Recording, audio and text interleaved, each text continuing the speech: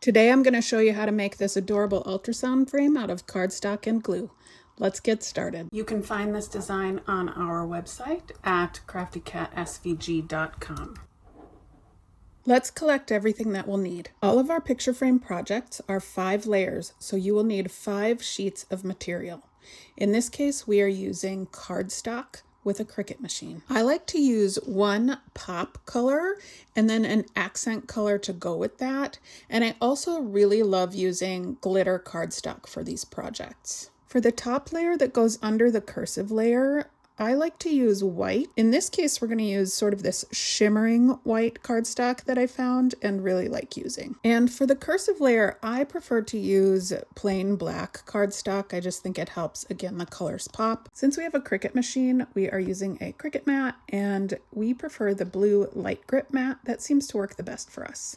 My favorite glue to use is Barely Art Glue because it comes with these tips that limit the flow of glue, which really helps prevent warping of the paper. You'll also want to grab some tape to tape down your photos, and it's important to get acid-free tape so it doesn't degrade your photo over time. You can find this at any arts and crafts store. I got this one at Blick, but you can find this pretty much anywhere. And then, of course, the most important piece, the photo or photos that you're going to use. Now, when you're working with ultrasound designs, you want to make sure you use a copy of the ultrasound and not the original ultrasound from the doctor, because those can be really sensitive and fade over time. So it's best to use a copy either by scanning it in and printing it or having a copy printed at your local printer. The next step is to get your project loaded into your cutting machine software. When you open Cricut Design Space, you can either click New Project up here, or you can click Blank Canvas right here. And that opens this screen. And then you'll go to the left-hand side here and click Upload. And then you'll click Upload Image. And then you'll click Browse. Now, we have had reports from some customers, especially on a Microsoft machine, that when you drag the file into Cricut Design Space, sometimes it will produce an error. So it's best to click the Browse button to locate your file. Then you will navigate to the file on your computer. In this case, we are going to do one of our pregnancy designs, and we're going to do It's a Girl. Okay, so we name all of our projects by the words that are on the design, so it's easier to find them. So we'll click into that. And for Cricut, you will always use the SVG file. On some computers, it might display as a Chrome file or an HTML file, but we always name our SVG files with SVG at the beginning, and then you'll want to make sure it ends in .svg at the end, regardless of what it says the file type is. That is still an SVG file. We also include special files for Silhouette Studio. That would be this SS file and .studio3. And Lightburn files for some laser machines that use that software, and that would be this file that starts with LB and ends in .lbrn2. And then there's also always an instruction PDF in each design. The SVG file can be used with most modern cutting machines, and it includes all the layers inside that one file. So then you'll get this screen, which just shows you a preview of what the design looks like. And then you will go ahead and click Continue. And then you will go ahead and click Upload. Now, let's close out that. You can see the design on your canvas. And if you go to the right-hand side over here and click this little arrow, it shows you every single layer in the design. If it's easier for you to visualize the colors that you chose in the design on the screen, it's really easy to play with that here. So let's go ahead and click on the layer that is blue here and change the color.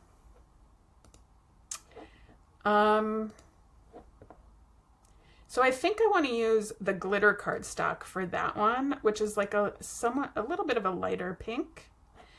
And then I want to use the bright pink for this layer. So let's see, let's make like a bright pink. Now these don't have to be perfect. It just helps you visualize which layers cut on which piece of material. As you can see, the very bottom layer here shows behind the R. So we chose white for that layer, which is just fine. I think that will look good for this. So let's change that to white. And I really like how this looks, so I'm happy with it, and I'm gonna go ahead and make the project now. To do that, we'll go up here and click Make. You can save it if you want to. I'm not going to in this case since it's just an example.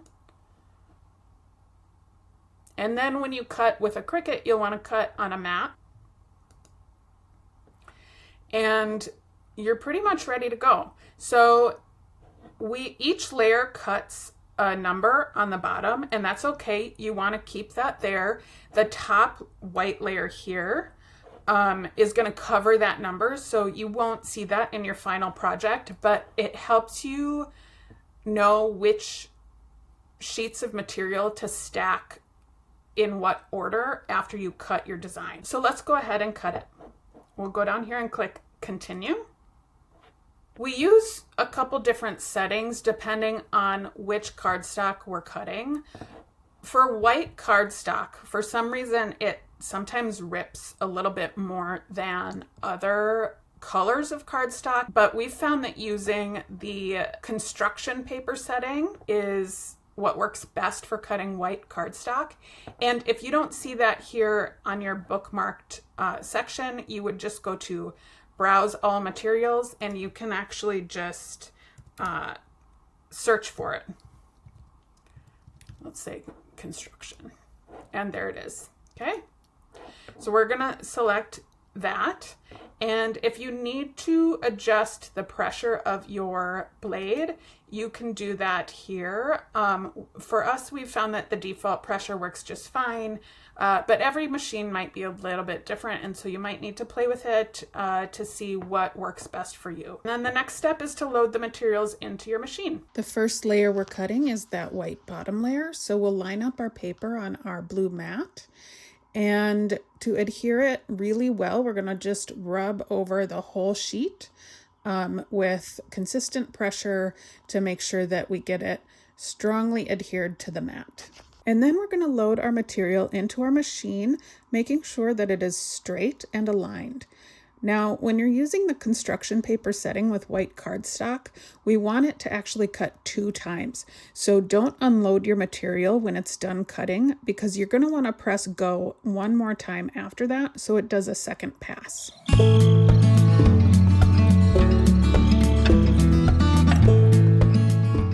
And since this is the bottom layer, it doesn't have any intricate cuts on it, so I'm just going to flip over the mat and peel it off the back here.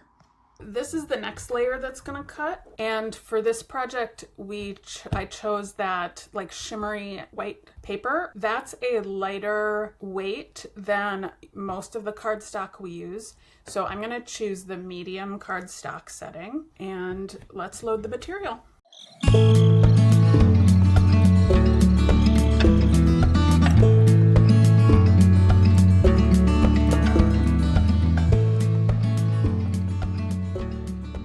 I like to use the weeding tool that came with my Cricut machine and weed out the inside shapes first.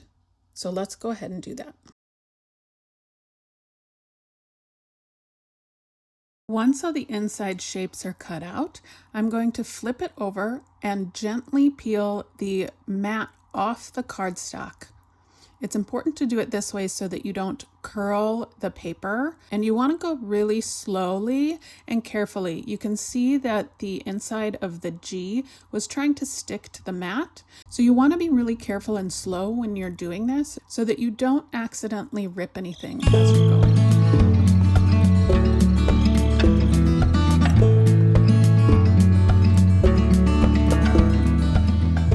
So now we're going to repeat that whole process with the black cursive layer.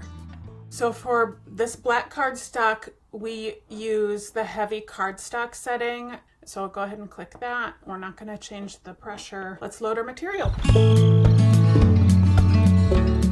When I'm weeding the cursive layer, I like to use the weeding tool to gently go underneath the lines and sort of slowly peel it off the mat using the tool. I find that doing it this way helps to prevent any accidental tears in these intricate details. The key is really to go as slow and gentle as you can. It does peel off pretty easily, but the cursive letters are a little bit more delicate than some of the other layers, so you really want to be careful about just gently peeling it off a little bit at a time.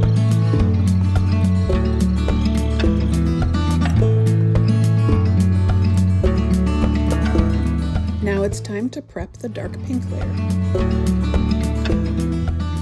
Okay, for the next layer, we're going to choose heavy cardstock again with the default pressure and load our materials.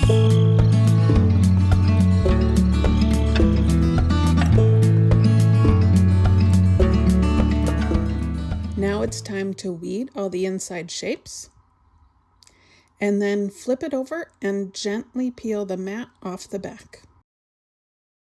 And there you go. You can see that it's really starting to come together already. Now it's time to cut our final layer, which is this glitter cardstock. Now I find that it's a little harder to rub the glitter cardstock on the mat because it's got a little bit of texture to it. So I like to use a second sheet of paper to put on top and rub on that instead, and that seems to work really well. Cricut has a glitter cardstock setting already, so that's what we use for our glitter cardstock with default pressure. Let's load the material.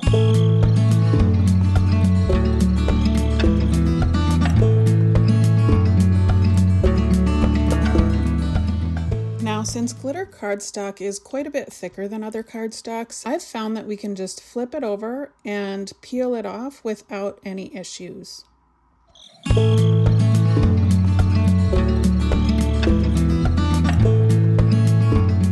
Now we have all 5 layers cut and it's time to glue them together. So we're going to start with the black cursive layer that will go on top of that shimmery white layer, like this.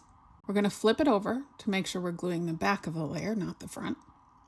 Grab our glue, put the precision tip on, and I like to grab a scrap piece of cardstock to put on the side so that I can make sure that the glue is flowing without getting any extra glue on my project. The most important thing to do when you're gluing this layer is to use as little glue as you possibly can. I like to use little dots, which helps me control how much glue is coming out of the bottle. I am not even squeezing the bottle at this point. I'm just kind of letting the glue that's at the tip of the bottle come out naturally. And then I like to make a very thin line around the outer edge. And this is why I love Barely Art glue in this precision tip bottle, because it allows us to make the tiniest little line and use a minimal amount of glue. So we'll pull that to the side and grab the white layer, and then we're going to line it up and gently place it down.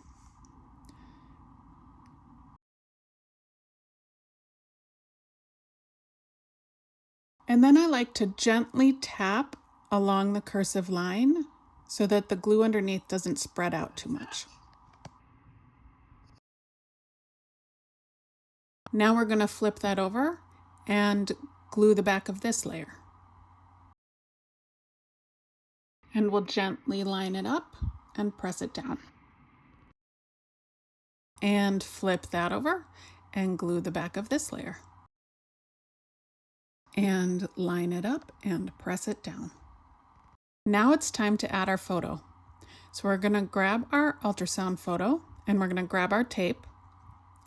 I'm going to take a piece of tape and put it on the back of the photo so I can line it up where I want it. I think that looks really good. So I'm going to press the back and flip it over. Now you can see it's a little bit crooked, but I really like how it looks on the front, so we're going to go with that. Now we'll add a few more pieces of tape to secure the photo. And now our project is ready to be framed. I'm going to grab that bottom layer, but I'm not going to glue it to the project. The frame will hold it in place. So this is the frame that we're going to use. We use the 8x8 frames from Michaels, the Studio Fundamentals brand, and our projects fit perfectly inside these frames. I have removed the glass only because of the glare while I'm filming. You do not need to remove the glass. So we're going to flip this over and take the back out. Now, these shadow box frames come with this little spacer inside. If you're using foam spacers in between your cardstock layers, you would want to remove this, but since we're not doing that, we are going to leave it in. So I'm going to get it back in the frame here, and we're going to slide our project in. Now, our projects, when they're cut at the 8x8 size, they should fit perfectly inside these frames. If you find that they don't quite fit, you can trim off a little bit around the edges, but this project fits perfectly. Now we'll add the back. And you're all done. You can get this and so many other adorable designs at our website at www.CraftyCatSVG.com. Happy crafting!